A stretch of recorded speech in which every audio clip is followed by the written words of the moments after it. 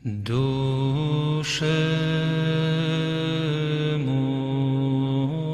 nama Bapa dan Putra dan Roh Kudus, amin. Shalom Aleichem bersama manusia. Selamat berjumpa kembali saudara dengan saya, Archimandrit Romo Daniel Biantoro, Ketua Umum dan Pendiri dari Gereja Ortodoks Indonesia. Kita akan melanjutkan acara kita, yaitu menjawab pertanyaan-pertanyaan yang saudara sudah kirim. Sebagian pertanyaan sudah lama belum saya jawab karena memang belum ada waktu, termasuk yang akan saya jawab hari ini. Tetapi sebagainya ya yang baru juga kami terima. Tapi memang harus sabar menunggu giliran karena banyak pertanyaan yang harus saya jawab. Tapi sebelumnya saudara, saya mohon kalau saudara belum lakukan, tolong untuk subscribe, untuk klik itu like-nya, untuk klik itu lonceng notifikasi, dan untuk share video-video ini kepada teman-teman saudara.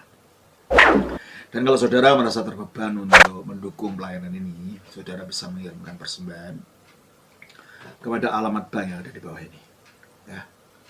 Dan juga kalau saudara ingin belajar lebih lanjut mengenai iman rasulia ini, atau ingin ikut dalam katekisasi nasional yang kami adakan melalui online, ya, melalui Zoom, saudara juga bisa menghubungi Romo Yakobus untuk ikut belajar itu. Tapi saya ingatkan, ini bukan pelajaran hanya sekedar untuk akademis. Memang ini pelajaran tujuannya untuk orang yang mau menjadi anggota dari Gereja Ortodoks, menjadi bagian dari Gereja Ortodoks. Makanya siap untuk dibaptiskan untuk katekisasi nasional ini. Jadi bukan hanya sekedar untuk pengetahuan. Terima kasih. Dan kalau saudara ingin berkunjung ke paroki kami atau cabang-cabangnya, saudara nanti tunggu sampai akhir dari video ini. Di belakang itu nanti ada daftar paroki-paroki dan cabang-cabang kami yang ada di beberapa tempat yang saudara mungkin bisa kunjungi. Atau kalau memang saudara belum ada, saudara membuka perintisan, saudara juga bisa telepon Romo Yakobus, nanti kami atur untuk mengirim seseorang, atau mungkin saya sendiri datang ke tempat saudara untuk memulai perintisan itu. Dan saya ingatkan, jikalau ada nanti ketika selesai ini ada orang yang berespon dan mengajak saudara untuk ketika saudara tanya di mana alamatnya, ada yang mengatakan datang ke sini. Kalau alamatnya itu tidak terdaftar dalam daftar alamat paroki kami yang ada di belakang itu, saudara abaikan saja itu orang dari luar. Dan saya ingatkan untuk saudara-saudara yang bukan bersekutu dengan saya, dalam satu persekutuan dengan saya, jangan memancing di kolam orang. Ini adalah video pelayanan saya untuk kepentingan perkembangan kami. Jadi saudara jangan berusaha narik orang dari sini. Kalau saudara mau narik orang, bikin sendiri video seperti yang kami bikin di sini. Terima kasih. Baik. Pertanyaan kali ini sebenarnya pertanyaan sudah lama, minta maaf ya saudara. Saudara Paul Naez, Naez dari Papua. Ini udah lama sebenarnya, tapi belum bisa saya jawab karena kesibukan yang ada. Dan karena pertanyaannya banyak sekali, jadi nggak bisa saya jawab semua sekarang. Ada 23 pertanyaan yang saudara Naez, jadi akan saya jawab satu persatu dari pertanyaan-pertanyaan itu. Baik, saudara Naez, saudara Paul Naez dari Papua. Pertanyaan yang pertama, Shalom Roma, apakah ayat ini bahasa aslinya benar begitu? Yohanes 20 ayat 17. Kata Yesus kepadanya, "Janganlah engkau memegang aku, sebab aku belum pergi kepada Bapa. Tetapi pergilah kepada saudara-saudaraku dan katakanlah kepada mereka, bahwa sekarang aku akan pergi kepada Bapakku dan Bapamu, kepada Allahku dan Allahmu." Begitulah bunyinya. Coba saya baca dalam bahasa aslinya, karena saudara ingin tahu bunyi bahasa aslinya. Begini bunyinya dalam bahasa aslinya. Legi afti Yesus. Berkatalah Yesus kepadanya, afti ininya perempuan di sini. Mu abtu, jangan pegang saya ya. Jangan pegang saya. Oke. Opugar anabeviga prostan pateran. Karena aku belum pergi naik kepada Bapa. Porevon tapi pergilah prostus adelfusmu kepada saudara-saudaraku. KIP aftis dan katakan, pada mereka, Anaveno proston pateranmu, aku pergi, aku naik kepada Bapakku, ke pateramu, pateraimun, dan Bapa kalian, ke Theonmu, dan Allahku, ke Theon imun, dan Allah kalian. Itu bunyi aslinya. Maknanya apa? Janganlah engkau memegang aku. Mungkin ya kelihatannya Maria belum sadar bahwa gurunya itu telah bangkit. Dan dengan kebangkitannya itu dia memiliki tubuh kemanusiaan yang berbeda. Meskipun pada saat itu belum dinyatakan sepenuhnya dalam kemuliaannya. Karena dia melihatnya sebagai tukang kebun. Disangka juru taman. Ya.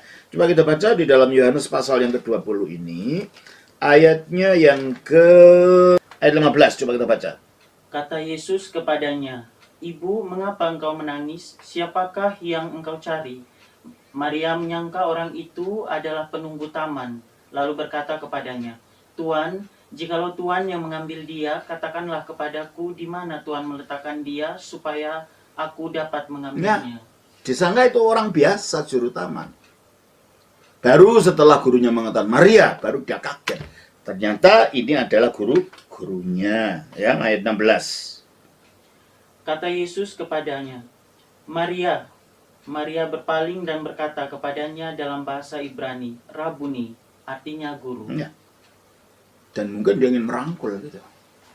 Merangkul dalam pemikiran, dalam perasaan seperti merangkul orang biasa, padahal gurunya waktu itu sudah bangkit dengan tubuh yang baru.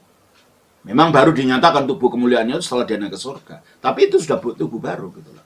Ya. Buktinya apa? Buktinya bisa keluar masuk ruangan tanpa pintu dibuka. Pada waktu pertama muridnya ruang ditutup udah masuk, ya kan? Dan selama itu menghilang entah kemana, terus menghilang kita nggak tahu. Berarti memang tubuhnya sudah bukan tubuh biasa. Makanya ketika Maria mau menyentuh dia, mau megang dia dengan pemikiran bahwa gurunya masih manusia biasa, jangan pegang aku, supaya dia sadar. Gurunya telah memiliki tubuh yang berbeda dari dulunya.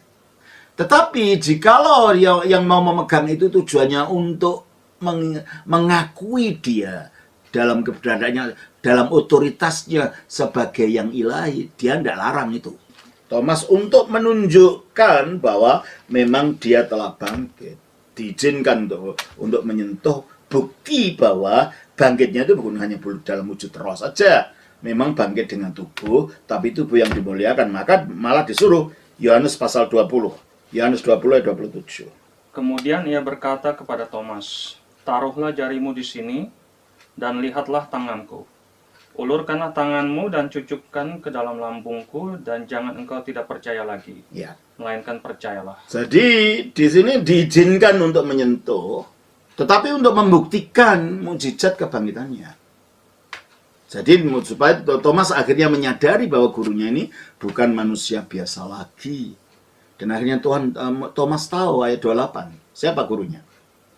Thomas menjawab dia, "Ya Tuhanku dan Allahku." Nah, akhirnya Thomas mengakui. Ya Tuhanku, ya Allahku. O Theosmu, o Kyriosmu. Ya Tuhanku, ya Allahku. Dalam kasus Magdalena lain, Maria Magdalena, karena dia belum sadar, dia dianggap manusianya sebagai guru taman saja, maka dikatakan jangan pegang aku, ya tak? Jangan mana tadi ayat yang ke-17 ya. Janganlah engkau memegang aku. Mengapa? Sebab aku belum pergi kepada Bapa. Nah, dengan dia menjelaskan, aku sudah bukan yang kamu pikirkan lagi. Aku belum pergi kepada Bapa, berarti aku akan menuju kepada Bapa. Dengan demikian, Yesus ingin menunjukkan pada Maria Magdalena, aku bukan juru taman, yang penunggu taman yang kamu kira, dan aku bukan manusia biasa yang kamu pikirkan. Karena aku akan pergi kepada Bapa. Terusnya dia mengatakan, tetapi pergilah kepada saudara-saudaraku. Mengapa Yesus menyebut murid-muridnya sebagai saudara-saudaraku? Kita baca 1 Korintus 15. Ayatnya yang ke-21 sampai 23. Sebab sama seperti maut datang karena satu orang manusia. Nah, datang dari Adam. Sehingga Adam itu yang memulai kematian bagi seluruh manusia karena ketidaktaatannya. Terus? Demikian juga kebangkitan orang mati datang karena satu orang manusia. Nah, manusia akan dibangkitkan dalam kemuliaan ya oleh orang manusia juga. Makanya firman harus jadi manusia. Ya, oleh Kristus itu. Terus?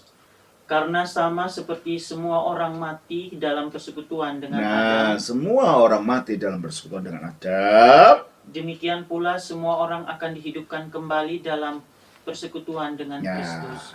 jadi Kristus bangkit menjadi sumber kebangkitan kita. Tetapi ada urutannya, ayat 323.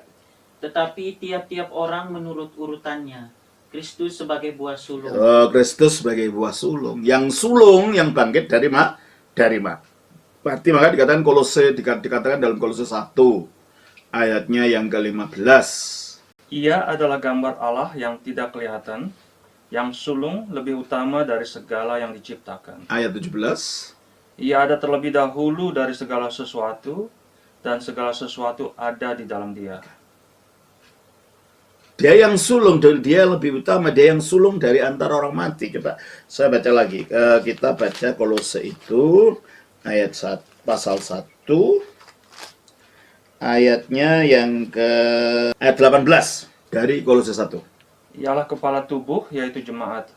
Ialah yang sulung, yang pertama bangkit dari antara orang mati. Nah, dia yang sulung, yang pertama bangkit dari antara orang mati. Lalu kemudian pengikutnya, para pengikutnya. Coba kembali kepada 1 Korintus 15 ayat 23. Dia yang sulung, yang bangkit dari antara orang mati. Terus Kristus sebagai buah sulung. Sesudah itu mereka yang menjadi miliknya pada waktu kedatangan. Nah, lalu diikuti oleh orang-orang yang menjadi miliknya. Maka Kristus itu akhirnya dari sisi kebangkitan, dia menjadi abang, kakak sulung dari para pengikutnya. Maka dikatakan di dalam Roma pasal 8 ayat 29. Roma 8 ayat 29. Sebab semua orang yang dipilihnya dari semula, mereka juga ditentukannya dari semula untuk menjadi serupa dengan gambaran anaknya. Menjadi serupa dengan gambaran anaknya, sehingga supaya ia, anaknya itu, menjadi yang sulung di antara banyak saudara. nah, dia menjadi yang sulung, dia nanti banyak saudara yang nanti juga akan bangkit. Berarti kalau gitu, secara rohani, dalam kemanusiaan yang baru, Kristus itu adalah abang kita. Yang sulung dari antara banyak saudara. Kita saudara-saudaranya dalam sistem kemanusiaan yang baru, dalam sistem kebangkitan, maka dia menyebut pergilah kepada saudara-saudaraku. Jelas ya? Makanya dia mengatakan dalam Yohanes 20 ayat 17 ini, janganlah engkau memegang aku sebab aku belum pergi kepada Bapa, tapi pergilah kepada saudara-saudaraku. Artinya itu. Tetapi persaudaraan Yesus dengan murid-muridnya ini, dengan kemanusiaan yang lain ini, bukan persaudaraan secara natural. Dia diangkat dalam kebangkitan karena Yesus mempunyai kodrat yang lain. Karena manusia biasa tidak bisa bangkit dari mati. Makanya dia mengatakan di dalam ayat ini, tetapi pergilah kepada saudaraku dan katakanlah kepada mereka bahwa sekarang aku akan pergi kepada Bapakku dan Bapamu. Nah, kalau mereka saudara-saudara yang seharusnya ketika dia menyebut Bapa, seharusnya dia mengatakan kepada Bapa kita. Kenapa dia tidak mengatakan aku akan pergi kepada Bapa kita? Karena mereka saudara dalam arti diangkat. Sehingga dan Yesus menjadi malah Allah itu menjadi Bapanya bukan karena dia diangkat seperti kita. Tetapi dialah itu adalah Bapanya karena dia itu firman-Nya Allah. Jadi hubungannya dia dengan Bapa, dengan Allah sebagai Bapa, dan dia sebagai anak, bukan hubungan pada orang yang ditebus lalu diangkat. Yang dijadikan, yang membuat dia menjadi, Allah itu menjadi Bapanya. Tidak. Maka dia membedakan ketika menyebut Bapakku dan Bapamu. Bukan Bapa kita, tidak. Sebab asal mula kita sebagai Allah sebagai Bapa itu beda. Kalau saya secara natural dia Bapak saya, dalam pengertian aku memang keluar dari Allah sebagai firman-Nya Allah. Sebagai firman itulah dia Allah itu adalah dia adalah anaknya dan Allah itu adalah bapaknya. Coba kita baca Yohanes 1 ayat 14. Firman itu telah menjadi manusia. Firman itu telah menjadi manusia Dan diam di antara kita, dan kita telah melihat kemuliaannya, yaitu kemuliaan yang diberikan kepadanya sebagai anak sebagai anak tunggal. Firman itu sebagai anak tunggal. Makanya biarpun ada banyak anak-anak Allah, tapi Yesus tetap anak tunggal. Mengapa? Karena dia anak dalam pengertian yang berbeda. Dia anak sebagai firman yang keluar dari Allah menurut Yohanes 8 ayat 42. Sebab manusia itu menjadi anak Allah karena iman kepada Kristus, diangkat menjadi anak. Yohanes 1 ayat 12. Tetapi semua orang yang menerimanya diberinya kuasa supaya menjadi anak-anak Allah, Ya. yaitu mereka yang percaya dalam namanya. Kita menjadi anak Allah bukan karena kita lahir dari Allah. Dalam pengertian kita keluar dari Allah, kita makhluk. Kalau Kristus bukan. Kristus menyebut Allah itu Bapaknya karena dia adalah firman yang dikandung dalam Allah, tapi yang juga keluar dari Allah, sehingga firman itu disebut anak-anak. Maka itu dia mengatakan, aku belum pergi kepada Bapakku dan Bapamu. Dia tidak akan pernah mengatakan Bapa kita. Sebab hubungannya antara dia dengan Allah dan kita dengan Allah beda. Dia memiliki kemanusiaan bukan karena dia aslinya manusia yang diciptakan, tapi karena dia aslinya adalah firman yang jadi manusia. Maka dia membedakan panggilannya kepada Allah sebagai Bapakku, dan kepada yang lain, manusia pengikutnya, Bapa kalian. Terus, dan kepada Allahku dan Allahmu. Juga dia tidak mengatakan Allah kita. Mengapa dia menyebut dirinya Allah? Mengambil Allah sebagai Allahku? Sebab dengan dia menjadi manusia, dia menjadi makhluk. Ya kan? Dengan menjadi makhluk, maka hubungannya makhluk dengan Allah gimana? Ya sebagai Allahnya. Hanya kemakhlukannya itu bukan hakikat dirinya yang sejati. Kemakhlukannya itu akibat inkarnasi. Firman jadi manusia. Sehingga dengan demikian dia membedakan Allahku dalam pengertian, aku ini loh firman jadi manusia, dengan demikian aku takluk kepada dia sebagai Allahku. Karena aku sekarang sudah jadi makhluk, maka dia mengatakan Bapa lebih besar dari aku dalam sisi kemanusiaannya ini. Coba kita baca dalam Yohanes 14 ayat 28. Kamu telah mendengar bahwa aku telah berkata kepadamu, aku pergi, tetapi aku datang kembali kepadamu. Sekiranya kamu mengasihi aku, kamu tentu akan bersuka cita, karena aku pergi kepada Bapakku, sebab Bapa lebih besar daripada aku. Dari sisi kemanusiaannya ini, dia menyebut Allah itu Allahku, dan Bapa lebih besar dari aku. Tapi meskipun demikian, dia membedakan dengan murid-muridnya. Allahku dan Allahmu. Kalau aku menyebut Allah itu sebagai Allahku sehingga dia lebih besar dari aku, memang sebagai manusia, itu bukan karena kodratku memang begitu. Kodratku tadinya setara dengan dia dalam keilahian. Coba kita baca Filipi 2 ayat yang ke-6. Keilahian Kristus adalah keilahian Bapa, keilahian Bapa adalah keilahian Kristus sebagai firman. Terus Filipi 2 ayat 6. Yang walaupun dalam rupa Allah tidak menganggap kesetaraan. Nah, tidak menganggap kesetaraan. Kesetaraan dalam arti apa? Kesatuan hakikat. Hakikat ilahi. Aku dan Bapa adalah satu dalam hakikat ilahi ini, gitu ya. Oleh karena itu, kalau dia menyebut Allah itu Allah Bapaknya, bukan karena kodratnya dia itu makhluk, tapi karena dia merendahkan diri, mengambil rupa seorang hamba, menjadi hambanya Allah, maka Allah itu disebut Allahku. Nah, beda dengan manusia lainnya. Maka dia tidak mengatakan Allah kita, Allahmu, dan Allahku, dan Allahmu. Kepada muridnya disebut Allahmu, dalam pengertian kalau kamu sih sama, semua kalian itu memang makhluknya Allah dari dasarnya, dari kodratnya. Aku bukan. Aku menjadi makhluk karena aku berinkarnasi. Makanya dia tidak menyebut Allah kita, tapi Allahku dan Allahmu. Bapakku dan Bapakmu. Jelas ya?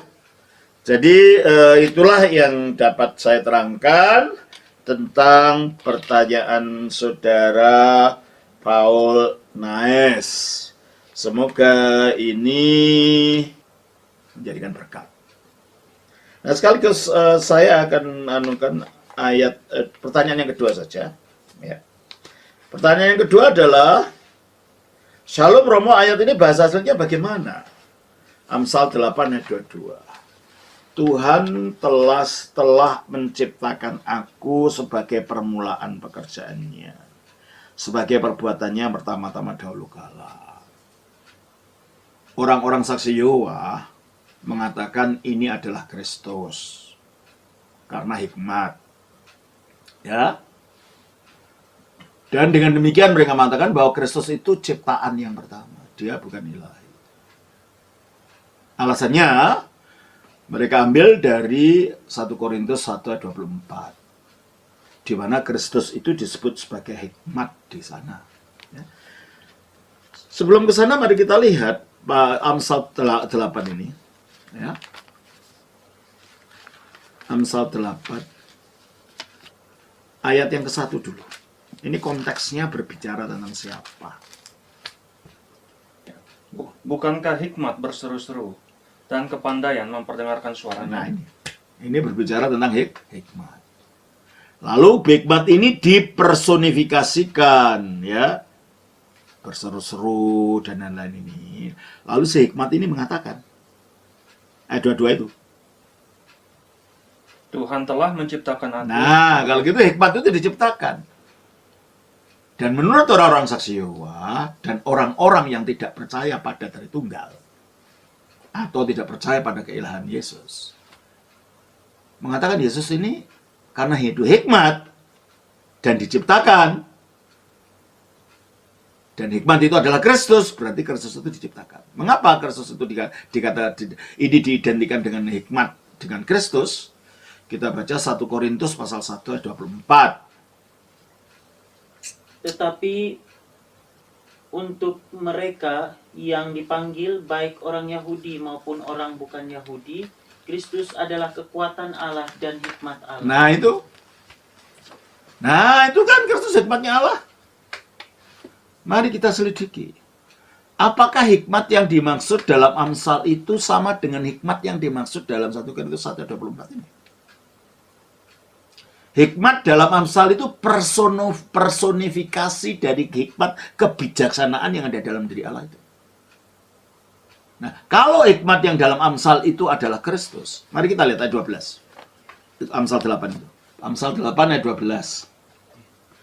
Aku hikmat tinggal bersama-sama dengan kecerdasan, dan aku mendapat pengetahuan. Nah, kalau hikmat itu tinggalnya sama kecerdasan, lalu kecerdasan itu siapa coba?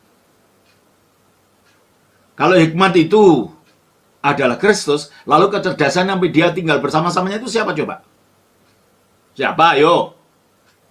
Jawab.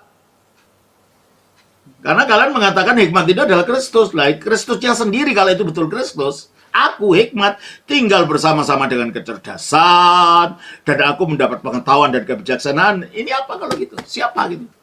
Jelas ini personifikasi dari hikmatnya Allah, yang di dalam hikmat itu ada kecerdasannya, dan di dalam hikmat itu akhirnya mendapat pengetahuan dan kebijaksanaan, kan gitu. Berarti ini personifikasi, tidak ada kaitannya dengan Kristus. Sebab kalau dia ada kaitannya dengan Kristus, dia tidak sendirian. Dia bersama kecerdasan, dia bersama pengetahuan, dia bersama kebijaksanaan. Siapa mereka ini? Nggak akan bisa dijawab, karena memang itu bukan maksudnya. Jadi kalau gitu hikmat dalam kitab Amsal ini berbicara tentang personifikasi dari hikmatnya Allah. Akal budi, ya semacam efek dari akal budi ilahi, gitu kan. Nah, mari kita lihat sekarang kalau gitu 1 Korintus pasal 1 ini, apa itu yang dimaksud di sana? Kita mulai baca ayat yang ke-20 supaya tahu konteksnya. Jadi nggak asal comot saja. Saya tidak suka orang comot Alkitab membuktikan sesuatu dari satu ayat itu. Tidak bisa. Kita tidak boleh main comot begitu. Kita harus melihat konteks. Kita harus melihat pesan keseluruhan dari Alkitab. Nah, itulah makanya memunculkan macam-macam ajaran. Karena orang comot terus tafsir sendiri. Tanpa memperhatikan konteksnya. Mari kita lihat. Ayat yang ke-18 lah. Sebab pemberitaan tentang salib memang adalah kebodohan bagi mereka yang akan binasa. Tetapi bagi kita yang diselamatkan, pemberitaan itu adalah kekuatan Allah. Karena ada tertulis, aku akan membinasakan hikmat orang-orang berhikmat, dan kearifan orang-orang bijak akan kulenyapkan. Karena salib itu dianggap kebodohan, dan manusia dunia membanggakan hikmatnya, dan membanggakan kebijakannya. Berhadapan dengan salib, kebijakan itu lumpuh, tidak bisa mengerti. Apa maksudnya kebijakannya? Filsafat Yunani maksudnya. Dalam filsafat Yunani tidak mungkinlah orang disalib itu menjadi sesuatu, nggak ada maknanya, yaitu orang kriminal gitu aja. Hikmatnya manusia dibandingkan dengan hikmatnya Allah melalui salib. Itu lumpuh. Maka dikatakan, aku akan membinasakan hikmat orang-orang berhikmat. Dan kearifan orang-orang bijak akan kulenyapkan. Tidak masuk di akalnya sampai sekarang pun. Orang disalib kok jadi juru selamat gimana gitu loh. Tapi coba ayat selanjutnya. Ayat 28, ayat yang ke-20. Di manakah orang yang berhikmat? Orang yang beriman dalam hal ini ahli filsafat, pemikir-pemikir besar. Di mana mereka ketika berhadapan dengan peristiwa salib ini? Gimana mereka bisa menjelaskan? Sampai sekarang kan? Diajak, di apa gitu. Terus? Di manakah ahli Taurat? Nah ini, oleh Taurat itu yang mencari kekuatan, mencari kuasa-kuasa Allah, mujizat. Terus? Di manakah pembantah dari dunia ini? Nah, oke, apologet mana sekarang? Bukankah Allah telah membuat hikmat dunia ini menjadi kebodohan? Kebodohan dalam berhadapan dengan peristiwa salib. Karena mereka tidak ngerti itu apa itu artinya. Sampai sekarang kan? Diajaklah Tuhan kok disalibkan, diajaklah Tuhan kok pakai cawat dan macam-macam. Ya karena kebodohannya mereka tidak mampu untuk mengerti. Ya terus? Oleh karena dunia dalam hikmat Allah tidak mengenal Allah oleh hikmatnya. Ya. Tidak dapat mengenal Allah dengan hikmat. Dengan filsafat maksudnya. Filsafat itu tidak dapat membawa orang kepada Allah dalam menembus misteri ilahi. Itu maksudnya itu. Terus? Maka Allah berkenan menyelamatkan mereka yang percaya oleh kebodohan pemberitaan Nah, karena filsafat tidak mampu untuk menembus kegaiban ilahi, misteri ilahi, untuk menyatu dengan yang ilahi, maka Allah berkenan menyelamatkan mereka yang percaya oleh apa yang mereka anggap sebagai kebodohan pemberitaan Injil. Jadi sini hikmat ini adalah hikmatnya Allah di dalam berita Injil dengan hikmatnya manusia di dalam filsafat. Ini loh maksudnya. Jadi ini bukan personifikasi sifat yang ada dalam Allah, hikmat dalam Amsal 8 tadi, bukan. Ini kontrasnya dengan filsafat dunia. Jadi antara 1 Korintus 1 dengan Amsal 8 itu berbicara tentang hal yang berbeda. Dua hal yang tidak sama yang dibicarakan. Makanya kita tidak bisa comot ayat lalu kita bikin teori, itu bahaya. Akhirnya menimbulkan kesesatan itu. Ya. Coba, oleh karena dunia dalam hikmat Allah tidak mengenal Allah oleh hikmatnya, oleh filsafatnya tidak mampu. Akhirnya semua spekulasi saja gitu. Maka Allah berkenan menyelamatkan mereka yang percaya oleh apa yang mereka anggap kebodohan dari pemberitaan Injil. Bodoh. Orang disalib kok jadi ke Tuhan. Orang disalib kok menyelamatkan. Itu bodoh bagi dunia. Ya, tapi justru disitulah letak hikmatnya Allah. Ya. Terus ayat 22. Orang-orang Yahudi menghendaki tanda. Nah, karena Yesus diberitakan sebagai Mesias. Dan bagi orang Yahudi, Mesias datang dengan kuasa dan dengan tanda, itu yang dicari. Mereka mencari tanda itu. Mana itu Mesias kok nggak bisa berbuat apa-apa gitu loh. Nggak bisa memimpin kami untuk mengalahkan orang Romawi. Nah, makanya sampai sekarang mereka tetap tidak percaya. Kok orang Yahudi malah mengalami derita. Nah itu. Sehingga sampai sekarang orang Yahudi tidak percaya Yesus sebagai Mesias. Karena tanda-tanda yang mereka cari itu tidak ketemu. Ya, orang Yahudi menghendaki tanda. Terus? Dan orang-orang Yunani mencari hikmat. Itulah filsafat. Hikmat yang dimaksud di sini adalah filsafat, karena filsafat itu dari kata filosofia. Philo itu menyenangi atau mencintai, sofia itu artinya hikmat. Filosofia artinya cinta akan hikmat. Jadi yang dimaksud hikmat di sini adalah hikmat filsafat otak-atiknya manusia, ya Plato, ya Aristotle, dan semua filsafat-filsafat Yunani. Ini yang dicari orang Yunani pada zaman itu. Oke, kalau orang Yahudi menghendaki tanda, orang Yunani mencari filsafat, tetapi kami, para rasul, memberitakan Kristus yang disalibkan. Ini kontrasnya. Nah, kami memberitakan Kristus yang disalibkan. Untuk orang Yahudi suatu batu sandungan, mereka tersinggung dan mereka tidak percaya, terantuk dengan batu ini. Orang Mesias kami itu nanti jenderal turunan Daud akan mengusir tentara Romawi. Kok ini ada orang disalib dinyatakan sebagai Mesias? Mereka tersandung, gitu loh. Pemberitaan salib ini bagi orang Yahudi merupakan batu sandungan. Makanya sampai sekarang mereka tetap tidak percaya Yesus itu Mesias. Mereka masih menunggu Mesias yang akan datang. Dan mereka mencari daya upaya untuk menyerang Injil. Ada orang namanya Rabbi Tobias Singer gitu, yang suka datang ke Indonesia itu menjelek-jelekan perjanjian baru, dan banyak orang Indonesia yang terpengaruh gitu loh. Nah, karena Alkitab sudah memberitahu Yesus yang tersalib itu bagi orang Yahudi adalah merupakan batu sandungan. Terus, dan untuk orang-orang bukan Yahudi, maksudnya untuk orang Yunani dalam hal ini, suatu kebodohan. Gimana sih filsafat dibangun dari kriminal yang disalib tentara Roma, ke pemerintah Roma? Gimana? Goblok orang ini gitu loh. Bodoh orang ini gitu. Jadi dunia tidak dapat mengerti itu sebagai benar. Tetapi ayat 24, tetapi untuk mereka yang dipanggil, maksudnya dia jadi percaya, baik orang Yahudi maupun orang bukan Yahudi, Kristus adalah kekuatan Allah. Mengapa kekuatan? Karena mereka tidak lihat endingnya, akhirnya Kristus bangkit lagi dari mati. Mengalahkan iblis, menurut Ibrani 2:14, mengalahkan kematian, menurut Roma 6 ayat 6 ayat 9. Di mana ada kuasa lebih dari itu?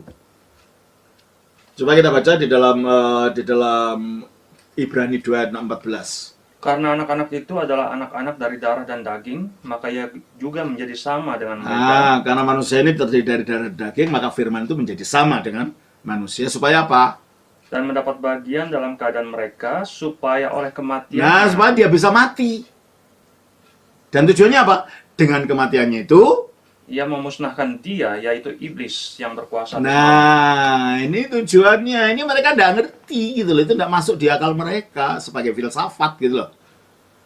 Filsafat tidak percaya akan ada manusia bangkit dari mati. Tidak percaya, dianggap tidak masuk akal, dianggap itu pikiran goblok dan bodoh. Tetapi justru disitulah kekuatan Allah itu. Kristus dengan matinya mengalahkan iblis. Mengapa? Penjelasannya kemana? Kalau iblis itu dikatakan apa namanya? Dia yang berkuasa atas maut. Berarti dia yang berkuasa di alam maut itu.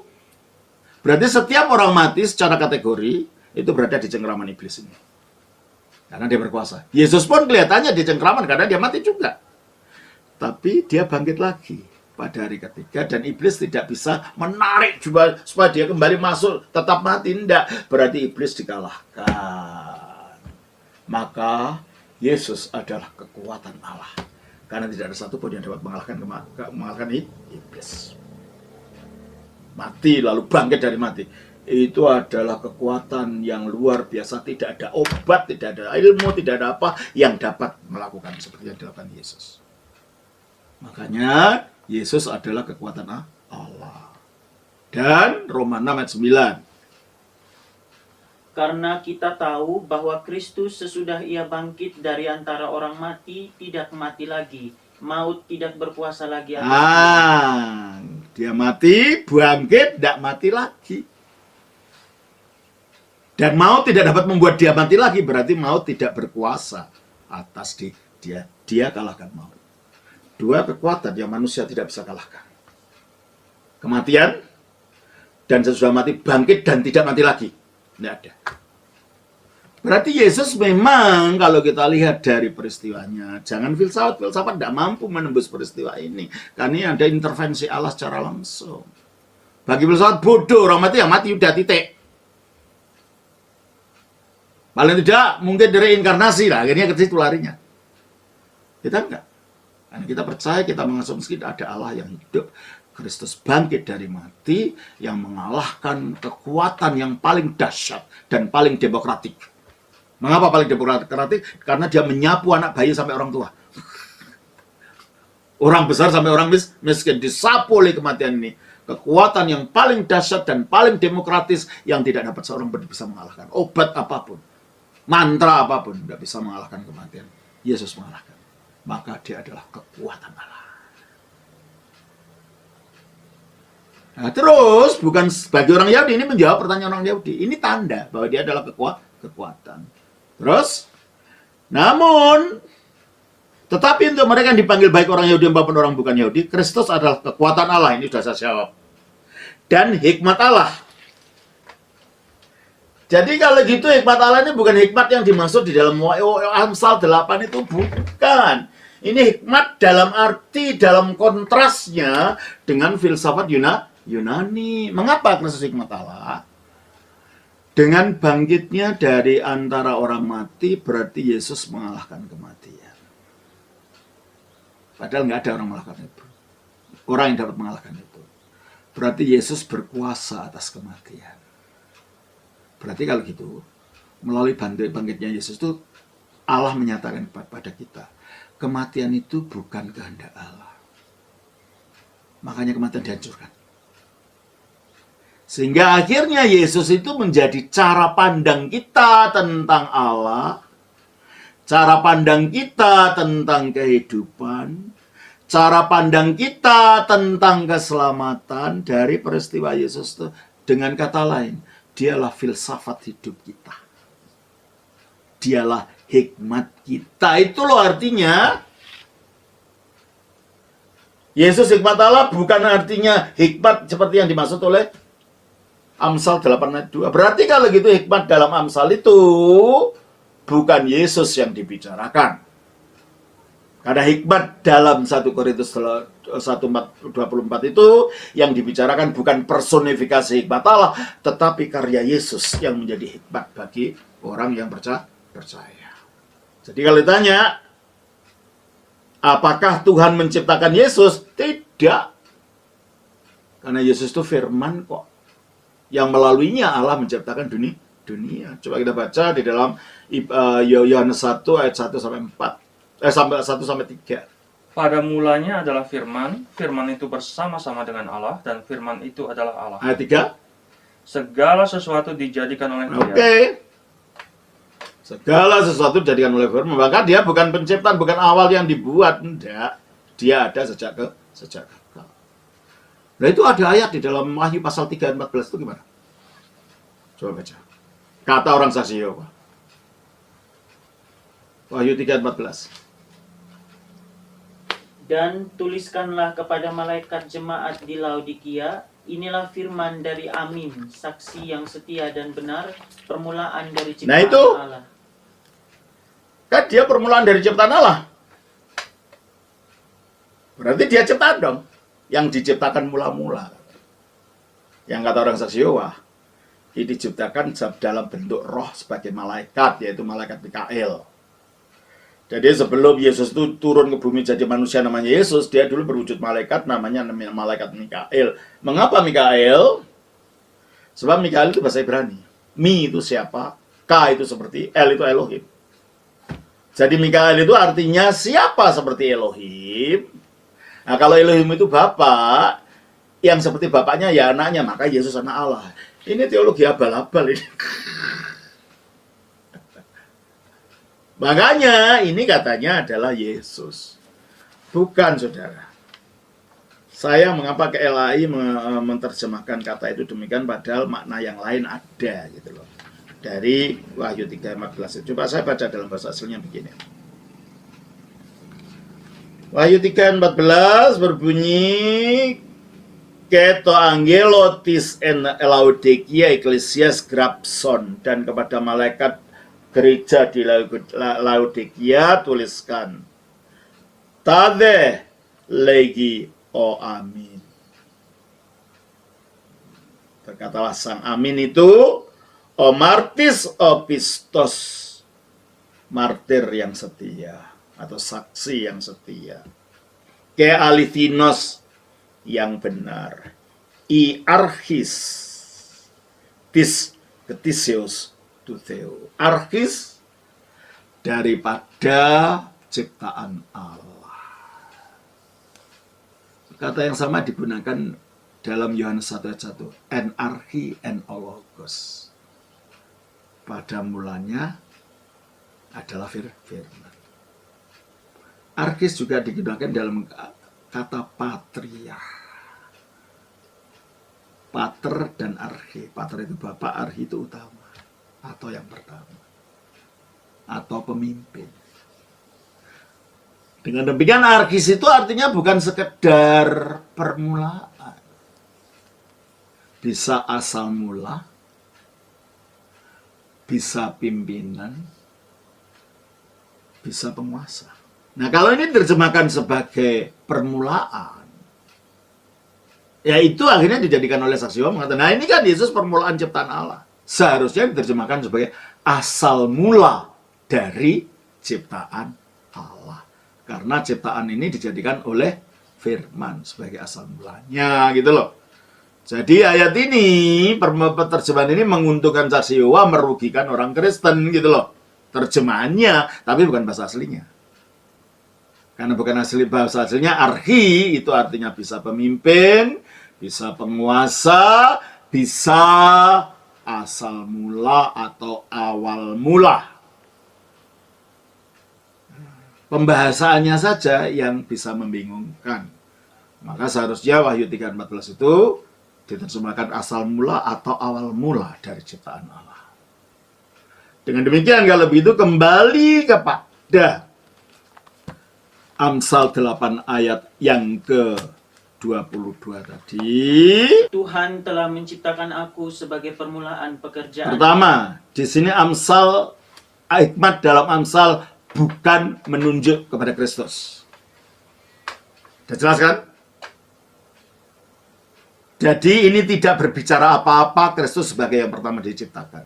Amsal ini berbicara tentang personifikasi hikmatnya Allah. Ketika Allah kalau digambarkan sebagai manusia gitu. Ketika seseorang mau membangun sesuatu, yang muncul apa dulu? Mau bangun, merancangkan sesuatu, yang muncul apa dulu? Hikmat, pikiran. Saya membuat gini. Makanya hikmat ini diciptakan lebih dulu, gitu loh. Nah ini kan nanti berbicara tentang penciptaan. Coba baca. Ayat 12. Ayat 22. Tuhan telah menciptakan aku sebagai permulaan pekerjaannya, sebagai perbuatannya yang pertama-tama dahulu kala. Sudah pada zaman purbakala aku dibentuk pada mula pertama sebelum bumi ada. Sebelum air samudera raya ada, aku telah... Nah ini kaitannya dengan ciptaan. Ya sebelum ada bumi, ada air samudra, sebelum ada semua karya-karya yang dijadikan, tentu yang ada rencana dalam pikirannya. Itulah hikmat. Jadi kalau gitu hikmat itu semacam cetak birunya Allah gitu loh. Tentang alam semesta. Coba kita baca Ayub pasal yang ke-28.